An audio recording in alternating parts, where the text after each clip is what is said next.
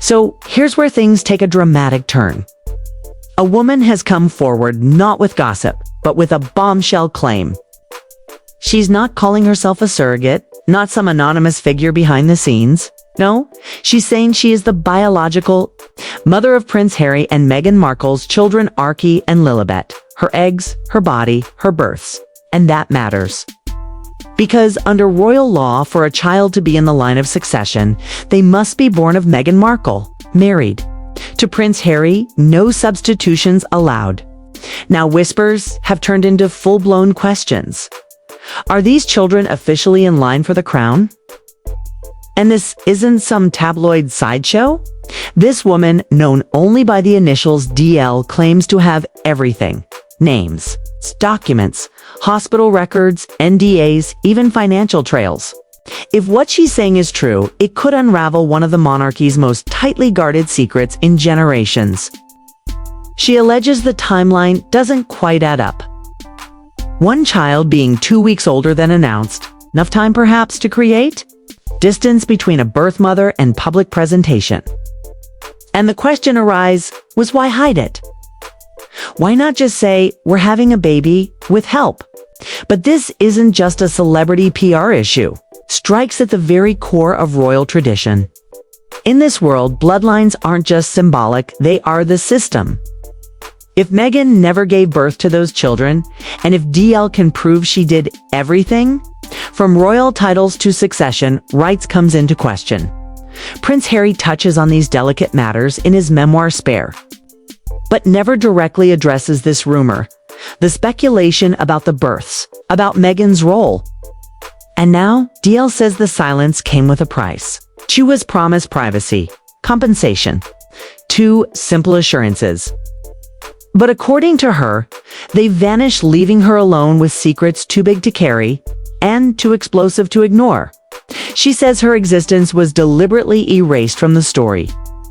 She agreed to the plan, trusted it would stay hidden, believed her role would quietly disappear in the background, but not like this, not with silence, not like she never existed. No thank you, no acknowledgement, nothing. And now she's had enough. She's not just stepping forward, she's coming out swinging. She claims to have the receipts, signed NDAs from late 2018, hospital records from Colorado, even digital connections, linking her directly to Meghan and Harry's team. And the moment she drops those documents publicly, everything shifts. The whispers become headlines. What once lived in conspiracy forums suddenly becomes a matter of global attention. Royal insiders are reportedly panicking. For years, people joked about fake pregnancies, pointed out odd baby bumps, circulated videos of Meghan's stomach folding unnaturally when she bent down. Those were dismissed as bad camera angles, strange fabrics, harmless rumors. But now, people are rewatching, rethinking. Because this theory isn't new. Doubts started from the moment Archie was born.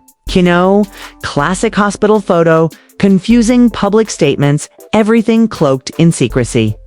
And at the time, the world assumed Meghan was just a private person. But if DL's story is real, then this wasn't about privacy, it was about control. A cover-up designed not to protect children, but to preserve a perfect image. And then there's Harry. For years, he was painted as the damaged prince, the rebel seeking peace, the father shielding his family from the trauma he grew up in. But what if he wasn't just caught in it? What if he helped create it?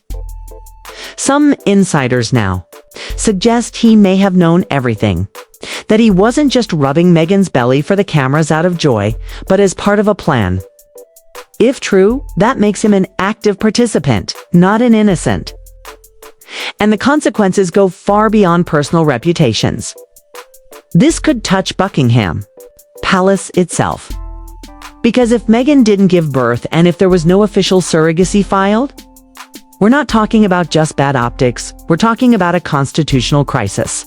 Royal bloodlines are legal matters. Titles, succession, rights, official recognition by the crown, they're not symbolic, they're structured. Without legal birth, those rights can be invalidated. And yet, silence. Nothing from the Sussexes, nothing from the palace. Just stillness. And that silence, it's deafening. It makes it all seem more believable. 'Cause DL isn't being vague. She's not tossing accusations into the wind. She's naming dates, referencing hospitals, citing paperwork, pointing to specifics. Only someone deeply involved would know. She says she was contacted through an intermediary tied to a private California clinic, a place known for handling elite, discreet surrogacy cases.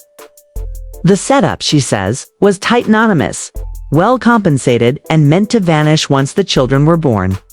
She was promised protection, her identity erased, the money handled quietly. But once the babies came, everything changed. Communication died, payments stopped. And what had been painted as a protected professional agreement suddenly turned cold. Now she's working with a legal team, reportedly preparing a release of documents that include timestamps, email threads, contracts, and most explosive of all, photos from inside the hospital during Archie's birth. And here's the sharpest twist. According to DL, she wasn't just a surrogate. She was told to legally vanish. No mention on the birth certificates, no trace of her connection. Because, she says, optics were everything. And if there's one thing Harry and Meghan have always managed, it's optics. From Oprah interviews, to stylized photos, to bold declarations of breaking tradition, they've built a brand on authenticity and rebellion. But DL's story threatens to turn all of that inside out. True, it means the entire story was engineered. Not just to protect their kids, but to craft an illusion. And it's not just the public watching in shock. Sources close to the monarchy say legal experts are now huddling behind palace doors. Lawyers, advisors, and constitutional specialists are quietly reviewing what this might mean.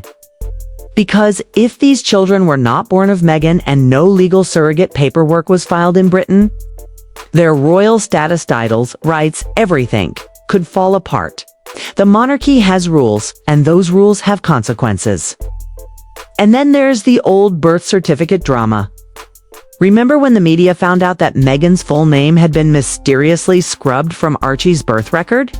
Replaced with just her royal title. At the time, people thought it was a formatting thing, maybe a stylistic choice.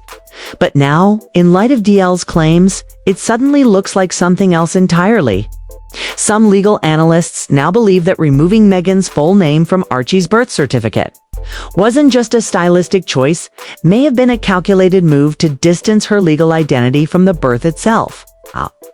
If DL really is the biological mother, then that edit might not have been cosmetic at all. It might have been a quiet attempt to dodge legal scrutiny.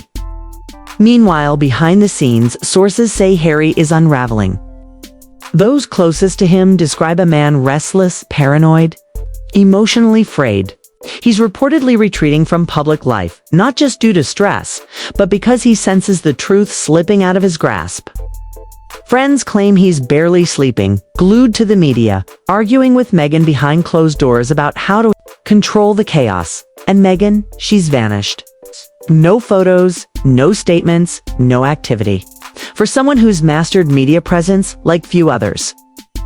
Her sudden silence isn't being seen as strategy, it's being seen as fear. Some believe she's hiding to avoid legal exposure. Others think she's carefully regrouping, planning her next move. But one thing is clear. This silence no longer feels composed. It feels like collapse. Inside palace walls, lawyers are reportedly burning the midnight oil. They're not just drafting responses, they're preparing for a full-scale legal storm. Because if DL's claims are confirmed in court or uncovered through investigative reporting, the monarchy won't be facing a PR scandal, it'll be staring down a constitutional nightmare. If Archie and Lilibet were born through a surrogate and no proper disclosure was made, the fallout could be seismic. Royal titles, succession rights, even state benefits connected to royal status, all of it could come into question. And in the eyes of traditionalists, this isn't just a protocol breach, it's betrayal. Because royal bloodlines are not just symbolic, they're sacred. They're the very reason the institution still exists, still commands loyalty, still holds influence in a modern world. That foundation is fake. The monarchy's legitimacy is shattered.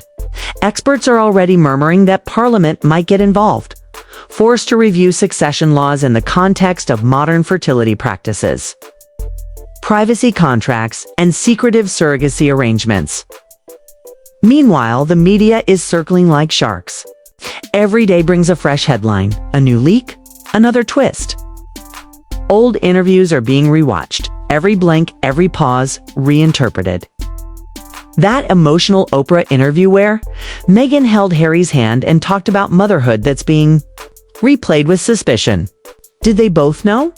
Was it heartfelt or rehearsed? Were those tears real? Or part of a carefully crafted illusion? The public trust they once held, especially among younger generations who saw them as modern, relatable royals, is evaporating. Hollywood, too, is pulling back. Producers, agents, and activists who once proudly stood by the Sussexes are going quiet. The media machine that once built them up is now turning on them. And it's not just optics. Some allies fear they could be legally exposed. Who helped hide what? Who signed what? If Meghan and Harry orchestrated a private surrogacy and wrapped others into a veil of secrecy, it's not just a scandal.